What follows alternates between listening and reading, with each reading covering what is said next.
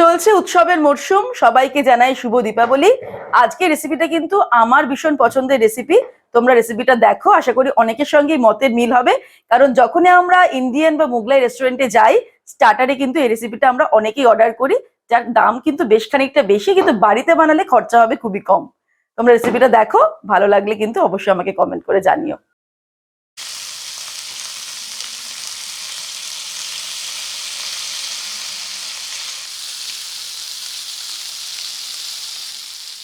নমস্কার বন্ধুরা, welcome to Shampa's kitchen.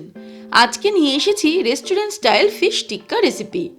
আমার পছন্দের অন্যতম সেরা ফিশ স্টার্টার হলো ফিশ টিক্কা, আর তা যদি খুব সহজে বাড়িতে বানানো যায় তাহলে তো দারুণ মজা। তাহলে চলুন চটপট শুরু করি। সবার প্রথমে নিয়ে নিয়েছি ভেটকি মাছ 400 গ্রাম, এই রকম সাইজ করে আমি কেটে নিয়েছি। এবারে এটাকে ম্যারিনেট করব। ম্যারিনেশনের জন্য প্রথমেই দিয়ে দিচ্ছি হাফ টিস্পুন পরিমাণে নুন, গোলমরিচের গুঁড়ো দিয়ে দেব 1/4 টিস্পুন, আদা, কাঁচা লঙ্কা আর রসুন বেটে রেখেছি সেই পেস্ট দিয়ে দিচ্ছি 2 টিস্পুন। ফাইনালি এর মধ্যে দিয়ে দেব 1 টিস্পুন পরিমাণে ভিনিগার, আপনারা লেবুর রসও দিতে পারেন। তারপরে সব কিছুকে ভালো করে মিক্স করে নেব, তাহলে আমাদের ফার্স্ট ম্যারিনেশন হয়ে যাবে। ফার্স্ট ম্যারিনেশন করার পরে আমরা এটাকে আধ ঘন্টা রেখে দেব, তারপর ফিরে আসছি। আধ ঘন্টা পরে এবারে আমরা সেকেন্ড ম্যারিনেশন করব। তার জন্য একটা বোল নিয়ে নিয়েছি, এর মধ্যে নিয়ে নেব টক দই। টক দইটাকে আমি ঝুলিয়ে রেখেছিলাম যাতে জলটা ঝরে যায়। 2 টেবিল স্পুন টক দই নিয়ে নিলাম। আদা রসুন কাঁচা লঙ্কা বাটা নিয়ে নেব 1 টিস্পুন। ধনের গুঁড়ো নিয়ে নিচ্ছি হাফ টিস্পুন, হাফ টিস্পুন জিরের গুঁড়ো, গরম মশলার গুঁড়ো দিয়ে দেব 1/4 টিস্পুন, লঙ্কার গুঁড়ো দিয়ে দিচ্ছি হাফ টিস্পুন, রোস্টেড কাসুরি মেথি দিয়ে দেব হাফ টিস্পুন, দিয়ে দেব স্বাদ অনুযায়ী নুন, আমি হাফ টিস্পুন দিয়ে দিলাম, আর দিয়ে দিচ্ছি রোস্টেড বেসন 2 টেবিল স্পুন, এক মুঠো কুচানো ধনেপাতা দিয়ে দিলাম। তারপর দিয়ে দিচ্ছি সর্ষের তেল 2 টেবিল স্পুন। তারপর সব কিছুকে ভালো করে মিক্স করে একটা পেস্ট তৈরি করে নিচ্ছি মশলার। আমার মশলার পেস্টটা তৈরি করতে গিয়ে মনে হচ্ছে তেলটা একটু কম লাগছে, তাই আমি আরও 1 টেবিল স্পুন সর্ষের তেল এর মধ্যে অ্যাড করে দিলাম। এবারে সব কিছুকে আবারও মিক্স করে নেব, তাহলেই আমাদের সেকেন্ড ম্যারিনেশনের জন্য মশলা রেডি হয়ে যাবে। এবারে ফার্স্ট ম্যারিনেট করে রাখা মাছটার মধ্যে এই সেকেন্ড ম্যারিনেশনের মশলাটা অ্যাড করে দেব। মাছগুলোকে ভালো করে মশলার সঙ্গে মাখিয়ে নেব, তবে খেয়াল রাখতে হবে ভেটকি মাছ কিন্তু ভীষণই সফট হয়, তাই খুব বেশিক্ষণ আমাদের ম্যারিনেট করে রাখার প্রয়োজন নেই।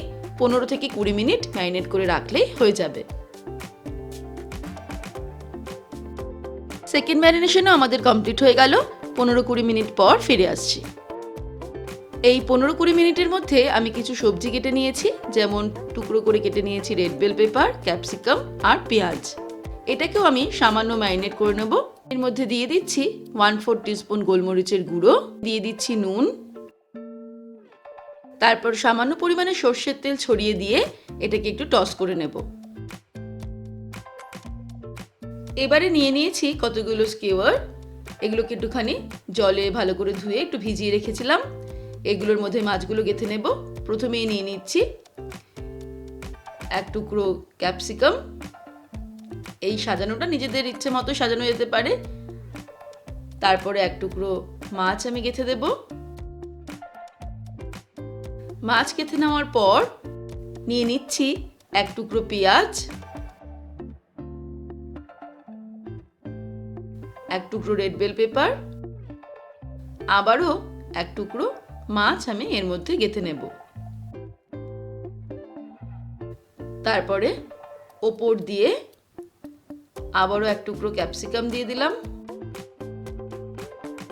আর সবশেষে 1 টুকরো পেঁয়াজ দিয়ে আটকে দিলাম। এরকম দুটো দুটো করে মাছের টুকরো নিয়ে এক একটা করে স্কিওয়ার আমি রেডি করে নেব। এইভাবে মাছগুলো দিয়ে সবকটা স্কিওয়ার আগে রেডি করে নেব, তারপর চলে যাব পরের স্টেপে। এবারে ফাইনাল স্টেপে একটা গ্রিল প্যান গরম করে তার মধ্যে নিয়ে নিচ্ছি কিছুটা পরিমাণে রিফাইন্ড অয়েল। একটা ব্রাশের সাহায্যে তেলটাকে আমি প্যান বরাবর স্প্রেড করে দেব।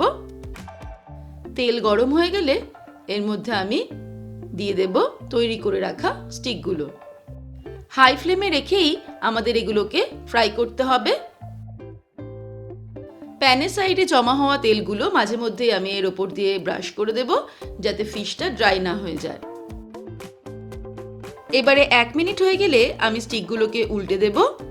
তারপর এইভাবেই 1-1.5 মিনিট অন্তর অন্তর উল্টে পাল্টে 6 মিনিট মতন হাই ফ্লেমে এগুলোকে কুক করে নেব, কারণ ফিশ ফ্রাই হতে বা কুক হতে কিন্তু বেশি সময় লাগে না। ফিশ টিক্কাগুলো রেডি হয়ে গেছে, এবার এগুলোকে আমি প্যান থেকে তুলে নেব। এবারে একটা বড় থালার মধ্যে ফিশ টিক্কাগুলোকে আমি সাজিয়ে নিয়েছি, মাঝখানে একটা ছোট অ্যালুমিনিয়ামের বাটি রেখেছি। এর মধ্যে দিয়ে দেব 1 টুকরো জ্বলন্ত কাঠকয়লা। তারপর তার মধ্যে সামান্য পরিমাণে ঘি ঢেলে দিলাম। সঙ্গে সঙ্গে ধুয়ো বেরোতে শুরু হবে। আমি এটাকে সঙ্গে সঙ্গেই একটা ঢাকনা দিয়ে ঢেকে দেব, আর ঢাকনার ছিদ্রটাও কিন্তু আমি আটকে দিয়েছি। এই চারকোল বা কাঠকয়লার ফ্লেভারটা কিন্তু ফিশ টিক্কার মধ্যে খুব ভালো করে মিশে যেতে 5 মিনিট সময় লাগবে। 5 মিনিট হয়ে গেলেই তৈরি হয়ে যাবে রেস্টুরেন্ট স্টাইল ফিশ টিক্কা। আমরা দেখে নিলাম রেস্টুরেন্ট স্টাইল ফিশ টিক্কা কত সহজে বাড়িতে বানানো যায়। এবারে আপনারাও বাড়িতে ট্রাই করে ফেলুন। আশা করি রেস্টুরেন্টের থেকে অনেক কম খরচে ফিশ টিক্কার স্বাদ আপনারা বাড়িতে বসে এনজয় করতে পারবেন। তাহলে দর্শক বন্ধুরা, আজকের এই রেসিপি আপনাদের কেমন লাগলো আমাকে ভিডিওর নিচে কমেন্ট সেকশনে কমেন্ট করে জানাবেন। ভালো লাগলে লাইক করার অনুরোধ রইল, আর বন্ধুদের সঙ্গে কিন্তু অবশ্যই শেয়ার করুন। ভালো থাকবেন, সুস্থ থাকবেন। আমি আবার হাজির হব নতুন নতুন রেসিপির সঙ্গে। নমস্কার।